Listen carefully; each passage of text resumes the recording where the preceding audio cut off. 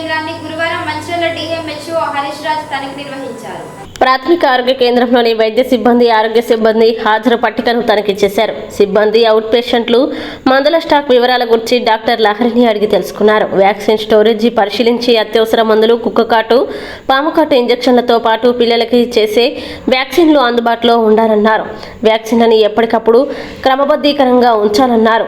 Vaccination విషయంలో నిర్లక్ష్యం వహించరాదన్నారు. ఆరోగ్య కేంద్రంలో ఎప్పుడు పేషెంట్ల కొరకు 6 పడకలు ఏర్పాటు చేయాలని ఆదేశించారు. ఆపరేషన్ థియేటర్లో అన్ని సౌకర్యాలు ఏర్పాటు చేయాలన్నారు.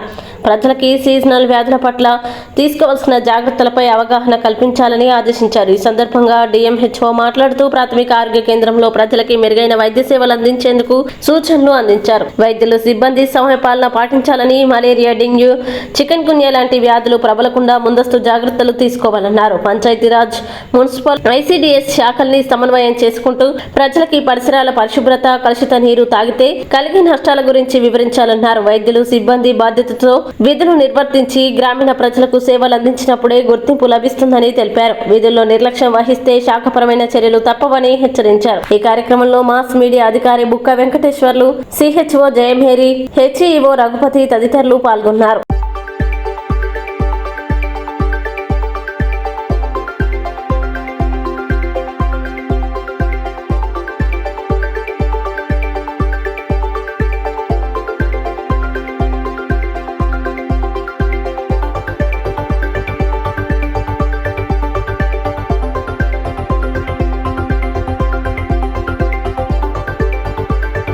మంచిర్యాల డిస్టిక్లో హాజీపూర్ అనే పిఎస్సిలో జనరల్ విజిట్కి రావడం జరిగింది.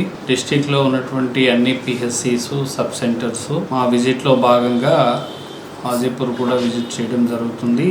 ముఖ్యంగా హెడ్ క్వార్టర్లో ఉన్నటువంటి స్టాఫ్, పిఎస్సి హెడ్ క్వార్టర్లో ఉన్నటువంటి మెడికల్ ఆఫీసర్స్ మొదలుకొని పారామెడికల్ వరకు total staff they should stay at their head quarters అని చెప్పి ఆల్రెడీ ఇన్స్ట్రక్షన్ చెప్పడం జరిగింది. అలాగే డిస్టిక్లో ఉన్నటువంటి 149 సబ్ సెంటర్స్, ఆ సబ్ సెంటర్స్లో ఉన్నటువంటి 100 ఏమో మనకి ఆయుష్మాన్ ఆరోగ్య మందిర్ మన డిస్టిక్లో ఉన్నాయి.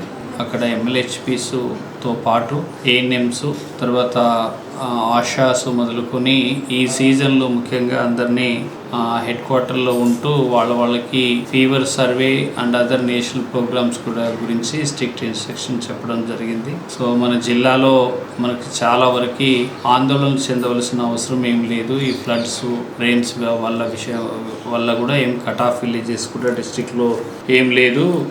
2 days బ్యాక్ మనకి ఒక MCHలో ఉన్నటువంటి ఫ్లడ్ అలార్మింగ్ ఉంటే మటుకు ఆ పేషెంట్స్ అందరినీ కూడా మనము గవర్నమెంట్ GGH హాస్పిటల్కి షిఫ్ట్ చేయడం జరిగింది. అందరూ సేఫ్గా ఉన్నారు. పిఎస్సిలో ఉన్నటువంటి పిఎస్సిలో ఉన్నటువంటి మెడికల్ ఆఫీసర్స్తో పాటు డిస్టిక్లో ఉన్నటువంటి ప్రోగ్రామ్ ఆఫీసర్స్ అందరూ కూడా వాళ్ళ ప్రోగ్రామ్స్కి వాళ్ళకి ఇవ్వబడినటువంటి డిస్టిక్ నోడల్ ఆఫీసర్స్గా కూడా వాళ్ళకి ఇవ్వడం జరిగింది. సో వాళ్ళందరూ కూడా అలర్ట్గా ఉన్నారు. మా డిస్టిక్లో ఉన్నటువంటి ఆశాలు, ఏఎన్ఎంలు, హెల్త్ సూపర్వైజర్స్, మెడికల్ ఆఫీసర్స్ అందరూ కూడా అలర్ట్ అయి ఉన్నారు. సో ఇప్పటి వరకు డిస్టిక్లో మనకి ఒక 65 డెంగ్యూ కేసెస్ నమోదయ్యాయి టోటల్గా ఇప్పుడు సోఫార్ ఈ రోజు వరకు.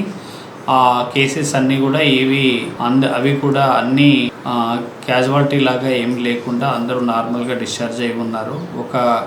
ఒక కేసు మటుకు మలేరియా పాజిటివ్ వచ్చింది. ఆ కేసు కూడా ట్రీట్మెంట్ ఇచ్చి మేము ఫాలోఅప్ యాక్టివిటీస్ అన్నీ కూడా చేసి ఉన్నాం. సో జనరల్గా ఈ వర్షాకాలంలో వాటర్ బార్న్ ఒకటి, వెక్టర్ బార్న్ అనేటువంటి డిసీజెస్ పైన జిల్లాకి అందరికీ మేము ఇన్స్ట్రక్షన్ ఇవ్వడం జరిగింది.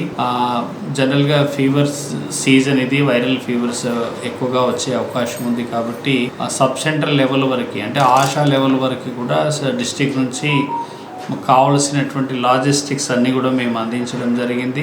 మెడిసిన్స్ కూడా సబ్ సెంటర్ లెవెల్లో, అంటే ఆశా లెవెల్లో కూడా యాంటీ లార్వల్ టీమోపాస్ కానివ్వండి, అదర్ లాజిస్టిక్స్ అన్నీ కూడా ఆశా లెవెల్ వరకు కూడా మేము అందించడం జరిగింది. సో డిస్టిక్ అంతా కూడా ఈ సీజన్లో మేము ప్రజలకి అందివలసినటువంటి సర్వీస్ అందించడానికి డిస్టిక్ అంతా కూడా మా యంత్రాంగం అంతా కూడా సమాయత్తమై ఉన్నది.